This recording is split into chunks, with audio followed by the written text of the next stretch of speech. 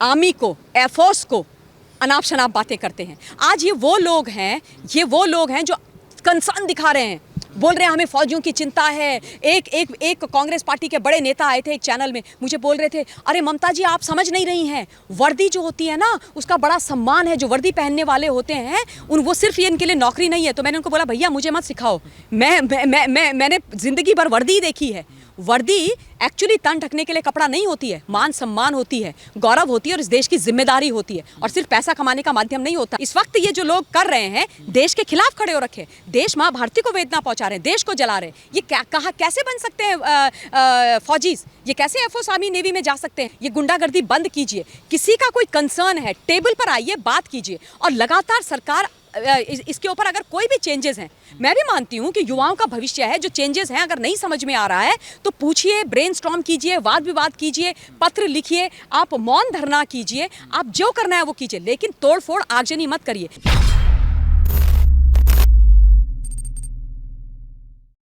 सबसे पहले मैं अग्निवीर और अग्निपथ की बात करती हूं। जिन लोगों ने ये पूरा भ्रम फैला के रखा हुआ है कि अग्निवीर के माध्यम से, अग्निपथ के माध्यम से इस देश के युवाओं को आग में झोंका जा रहा है, इनका भविष्य खत्म किया जा रहा है, मैं इन लोगों से ये पूछना चाहती हूँ कि जो पूरे भारतवर्ष के अंदर तमाशे चल रहे हैं ना, कहीं पर रेल जलाई जा रही हैं, रेल ट्रैक्स उखाड़े जा रहे हैं, लोगों की पर्सनल गाड़ियाँ जलाई जा रही हैं, बसेज जलाई जा रही हैं, ये किसकी संपत्ति है? ये किसका पैसा है? ये किसका नुकसान है? ये आपका, मेरा, टैक्स पेयर्स का, जो लोग सुन रहे हैं उन सबका नुकसान है। ये राष्ट्रीय संपत्ति है, सार्वजनिक संपत्ति नहीं है, ये राष्ट्र की संपत्ति है, हम सबकी संपत्ति है, टैक्स पेयर की संपत्ति है। उसको जला करके आप देश को जलाने की बात कर रहे हो। आज पूरे भारतवर्ष के अंदर उन लोगों को जो राजनीतिक रोटियां युवाओं के भविष्य के ऊपर अपनी सेकने की कोशिश कर रहे हैं, उनको ये तय करना चाहिए और करना पड़ेगा कि इनको युवाओं का संवरता हुआ भविष्य चाहिए या सुलगता हुआ राष्ट्र चाहिए।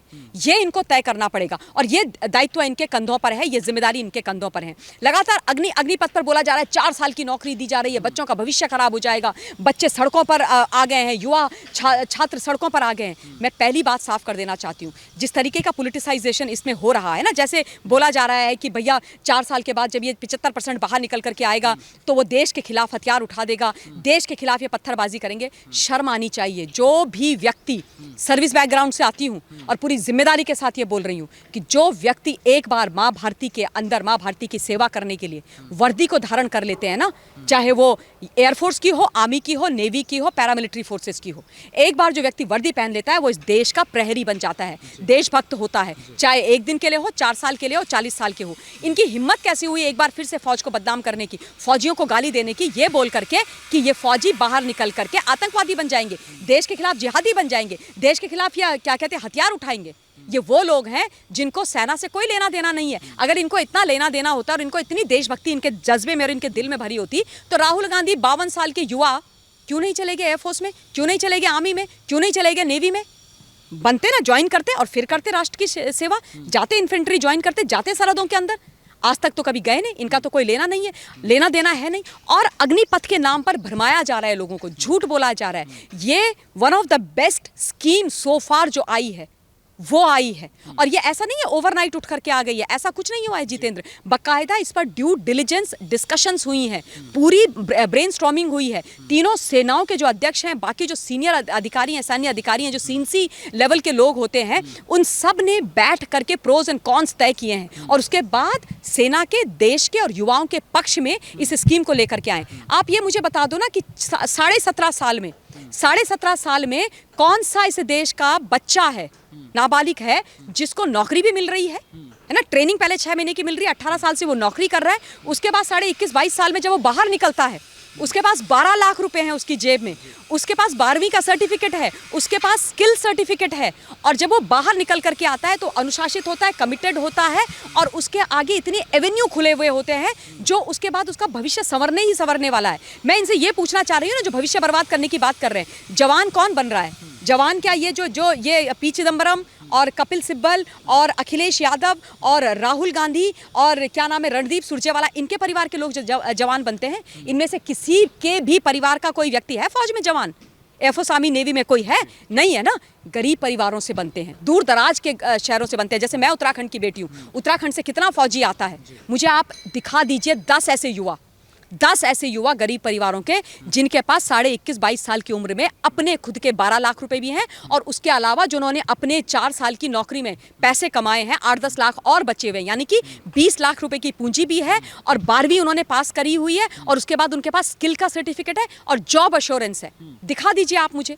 मगर ये जो चीज़ें चल चुकी हैं कि देश में जब रिफॉर्म हो रहा है, लगातार लोग तस्वीरें देख रहे हैं, चाहे सीए हो, चाहे किसान आंदोलन हो, और अब अग्निपथ, ये जो रिफॉर्म का विरोध हो रहा है, लोग कह रहे हैं कि लोगों के पास 2 तरीके के देश में अधिकार आ गए हैं, एक वोट का अधिकार, एक वीटो पावर का अधिकार, जिसको लेकर उतर जाते हैं। और इस वीटो पावर का मतलब किसान बिल वापस हो गया तो इनको लग रहा है कि अग्निपथ भी वापस। हाँ, ये बातें तो मैं लगातार टीवी चैनल्स पर सुनती हूँ, हर दिन 2 से 3 डिबेट्स मैं इस विषय पर कर रही हूँ, क्योंकि मैं सर्विस बैकग्राउंड से आती हूँ। गर्व है मुझे कि क्या कहते हैं, मैं एक फाइटर पायलट की पत्नी हूँ, इसलिए बहुत सारी ऐसी चीज़ें होती हैं जो जब ये लोग मेरे सामने बैठ करके बोलते हैं तो मुझे समझ में आ रही होती है कि इनकी यही इच्छा है कि युवाओं का भला ना हो, युवाओं को नौकरी ना मिले। अग्निपथ के माध्यम से हर दिन इस देश के अंदर 850 नौकरियां दी जाएंगी, यानी सालाना 46,000 नौकरियां दी जाएंगी।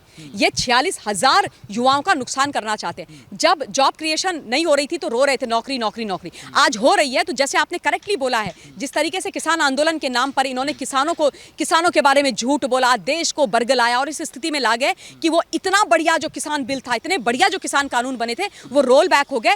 कल एक बहुत जिम्मेदार पार्टी के नेता जेडीयू वाले ने भी बोला, और समाजवादी पार्टी ने भी बोला है एक नेशनल टेलीविजन में मेरे सामने कि देख लेना ये अग्निपथ जो है वापस जाएगा, रोल बैक होगा। तो इनकी ये इच्छा है। क्यों? क्योंकि ये सब पॉलिटिकल पैरालिसिस से गुजर रहे हैं, सबकी राजनीति खत्म हो गई है, और इसलिए ये चाहते हैं कि अपनी राजनीति को पुनर्जीवित करें इस अग्निपथ और अग्निवीर के नाम पर, और उसके बाद इसको रोल बैक करवा करके बच्चों और युवाओं का भविष्य अंधकारमय करें।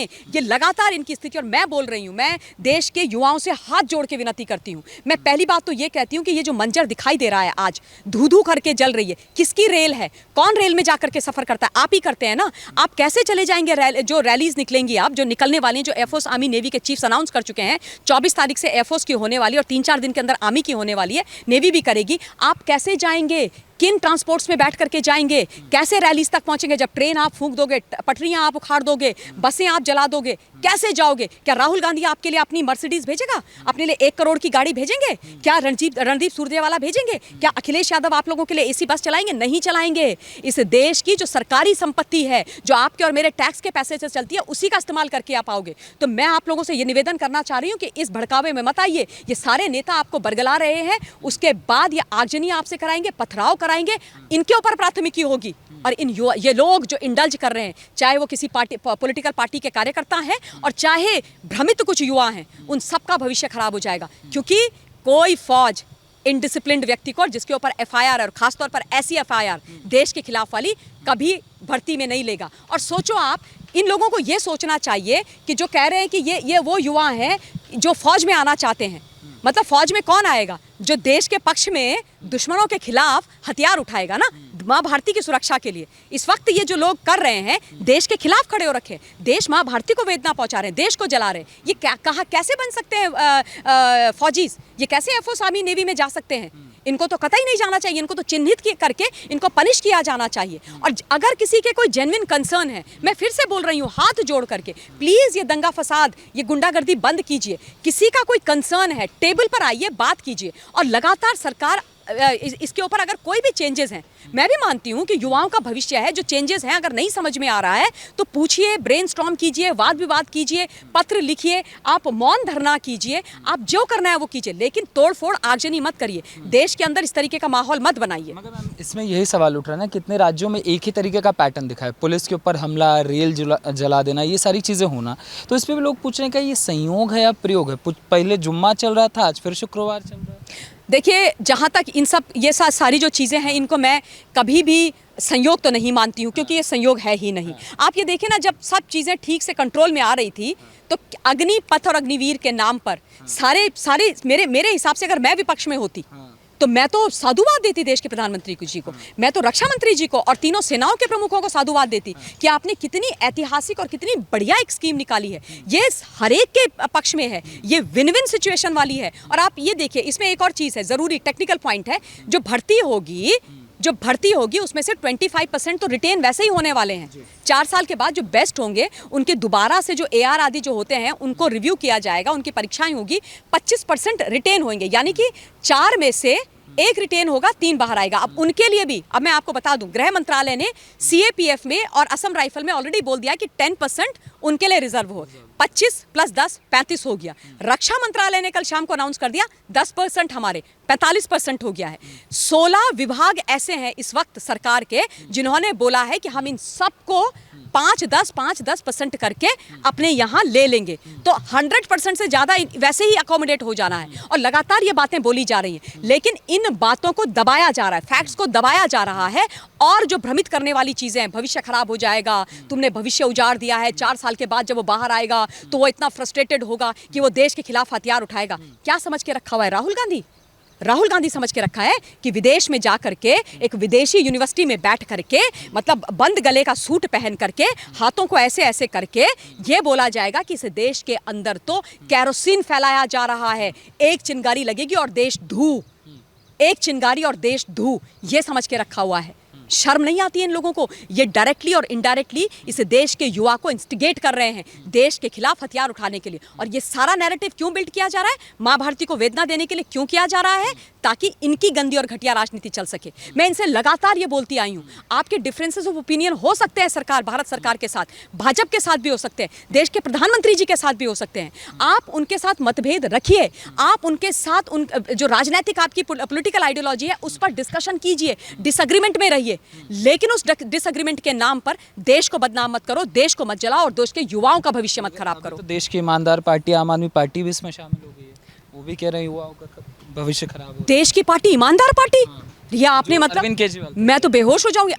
केजरीवाल जी बोलते हैं, केजरीवाल जी तो वो ईमानदार आदमी हैं जितेंद्र, वो ईमानदार आदमी हैं जो ऐसे हुआ करते थे अन्ना हजारे के सामने, बिल्कुल बेचारे, बिल्कुल दुबले पतले, गले की यहाँ की उनकी नसें दिखाई देती थी, और बोलते थे मैं अपने बच्चों की कसम खा रहा हूँ जी, न गाड़ी लूंगा जी, न बंगला लूंगा जी, न कुछ करूंगा जी, देश की सेवा करूंगा जी। और ऑल्टो होती थी इनके पास, उसी ऑल्टो में घुमा करते थे फ्लोटर पहन पहन के। आज गाड़ी है, बंगला है, 20 करोड़ रुपए का उस बंगले, सरकारी बंगले के अंदर स्विमिंग पूल बना हुआ है जिसमें पता नहीं ये तैरते हैं कि नहीं तैरते हैं, क्योंकि फिटनेस तो मुझे इनकी कहीं दिखाई नहीं देती है। केजरीवाल जी बुरा मत मानिएगा, सच बोल रही हूं मैं। और उसके बाद ये खड़े होकर के आर्मी को, एयरफोर्स को अनाप शनाप बातें करते हैं। आज ये वो लोग हैं जो कंसर्न दिखा रहे हैं, बोल रहे हैं हमें फौजियों की चिंता है। एक कांग्रेस पार्टी के बड़े नेता आए थे एक चैनल में, मुझे बोल रहे थे अरे ममता जी आप समझ नहीं रही हैं, वर्दी जो होती है ना उसका बड़ा सम्मान है, जो वर्दी पहनने वाले होते हैं वो सिर्फ ये इनके लिए नौकरी नहीं है। तो मैंने उनको बोला भैया मुझे मत सिखाओ, मैंने जिंदगी भर वर्दी देखी है।